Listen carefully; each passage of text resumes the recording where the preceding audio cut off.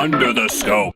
Hey everyone, Adam from The Scope Show here. I just got back from watching The Book Thief, which comes out on November 22nd, and wanted to talk a little bit about the movie, give a little bit of a review. I think it'll be spoiler free. We'll see how it comes out here in a minute.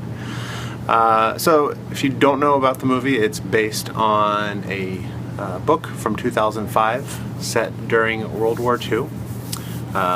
Most of the elements of the story happened during the war itself, kind of a little bit leading up to the war.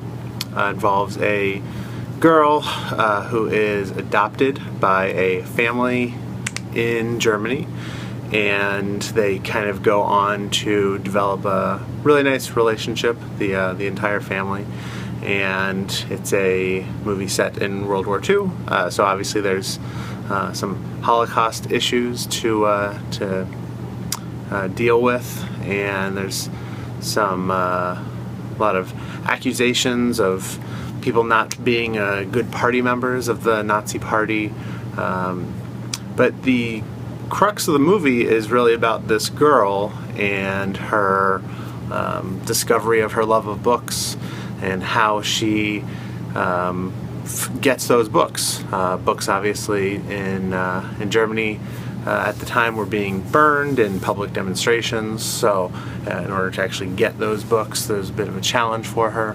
So there's a few different subplots that run throughout the movie, just kind of involving those, I don't want to call them adventures, but involving how she gets those. But more than anything else, it's really about her relationships with her friends, her parents, or her adoptive parents, I should say.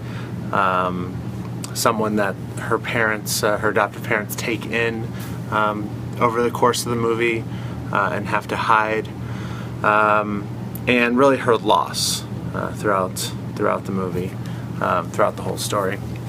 In kind of a thing I didn't like about it, and I realize this is a part of the book, but I really didn't like the narration by death. I don't know why, me personally, it seemed to take me out of the story. I really liked the story.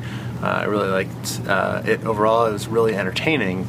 But something about the narration by death kind of being in past tense while the movie was, meant to be happening in the time that it was, just kept drawing me out. I don't know why. But again, I realized that was part of the book and something they wanted to stay true to, so I can certainly appreciate that. Overall, I like I said, I liked it. I was entertained throughout the whole movie. It's kind of long, but I think it's a worthwhile movie to see. When we were there, we kind of realized a lot of the people at the screening were teenagers, so a lot of teenage girls specifically.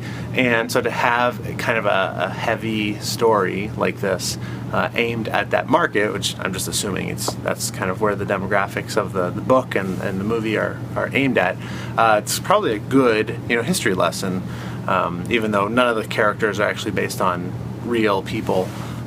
They could be. As far as watching a movie is concerned. So I think that's about it. I don't usually do these. Jared and Shane usually do, and I don't watch those. So who knows what else I would usually cover. Oh, a score. So I was thinking about this kind of while I was watching the movie, and I settled right around. The Scope score is 3 stars. So I'll go ahead and give this a Scope score of a 3 out of 4. That's it. Thanks for watching. Ladies and gentlemen, we find ourselves once again at the end.